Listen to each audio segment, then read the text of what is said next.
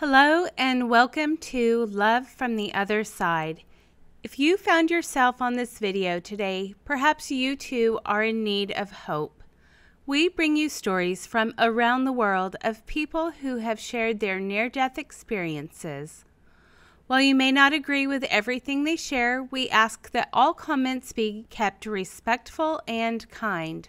With that being said, let's get started with today's video. I was a college sophomore. A former roommate had married and was pregnant, due any day. Her husband needed to go out of state for an interview. They called me to see if I would stay the weekend with my former roommate. We always had so much fun together, I couldn't wait. They picked me up and we drove to their small one-bedroom apartment. Her husband left and we were alone in the apartment. I noticed that the apartment was really cold. I asked about it and she said that a repairman was coming to fix the furnace later that evening. We bundled up and I did some hand sewing on a coat I was making. About 3 hours later, a man came and fixed the furnace. I smelled the gas come on and I thought, good, we will be warm now. Well, about 15 minutes later, I got really sleepy and told my former roommate I was going to bed. I just couldn't stay awake. That was before 9 p.m. She was shocked that I wouldn't be the fun she was hoping for. About 10:30, she woke me up saying we needed to converse and catch up on old times, but I just couldn't stay awake. We had earlier told each other scary stories. She finally went to bed. Then, at 1 a.m., the door woke us up. Someone was pounding on the door and the front window. We both woke up very startled. My girlfriend grabbed my arm and said, "It's the rapist." I could not have been more afraid. She went to the front door.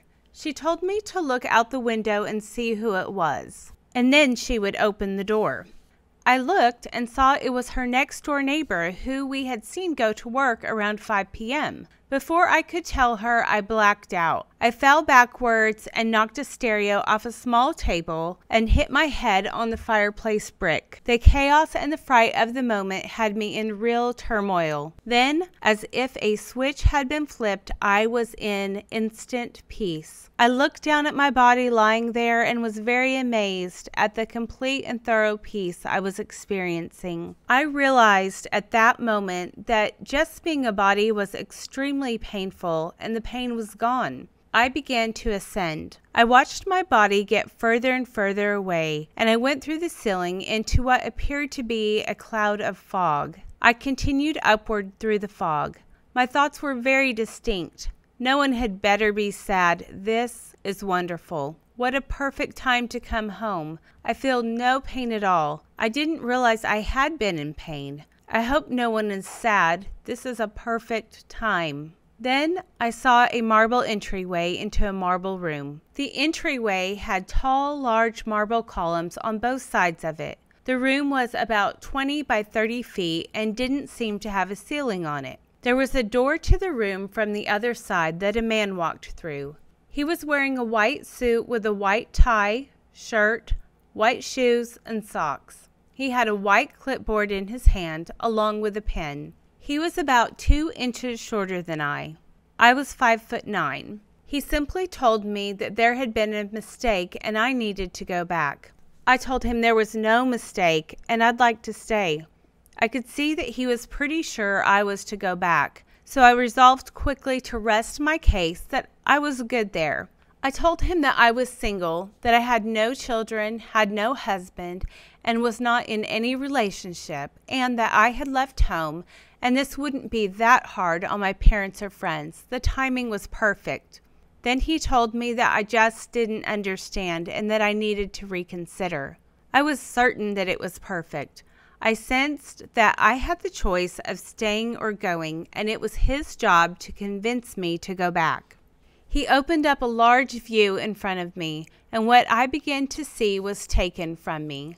About 20 minutes later, in a comparative Earth time, I turned to the kind man and said, "Oh," very reluctantly, "I guess I better go back." In that very instant, I was in my body while being dragged on an icy sidewalk. The two men dragging me almost dropped me, and in shock they said, "Oh, You are alive." I was coughing so hard and crying that there wasn't anything I could say.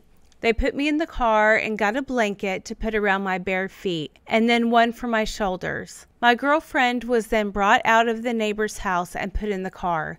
We were taken to my girlfriend-in-law's home and stayed there the following 2 days. I told my girlfriend and her mother-in-law what had happened. My girlfriend said that she was certain I was dead, that when the neighbor saw me black out through the window, he became even more hysterical, trying to get her to open the door. When the door opened, my girlfriend said the cold air was so fresh and different from inside the apartment, she knew we had been seriously gassed. She was taken to the next apartment, and she said that she watched the neighbor drag me outside to the snow and left me there for 15 to 20 minutes while he went for help. He came back, and he and another man tried to pick me up and began to drag me to the car when I started coughing. They believed I had been dead. On the funny side, I called my mom the next morning, and my mother answered the phone, and I said, "Mom, I almost died of gas last night." She responded, "What did you eat?" Then I told her what happened. It wasn't about food poisoning or beans. My girlfriend was not harmed in any way from the gas that had leaked or poured into the apartment, and neither was her baby. I told a friend from school who took me skiing the next weekend about what happened. He laughed at me and wondered where my head was. I didn't share my experience much after that. I knew it had happened. I knew I had been to the other side. I knew I was only able to remember just a small portion of what was there, and whatever I had been shown was big enough to convince me to return. I did share this with my grandmother, who was always concerned of dying. I hope I helped her find some peace in it. I've never been afraid of dying since then. I actually look forward to it, and I know I won't be able to go until the time is right. Well, friends, that is our experience for the day. I do hope that you enjoyed it. If you haven't done so yet, I would appreciate it if you considered being the newest subscriber to our channel. Until next time, God bless.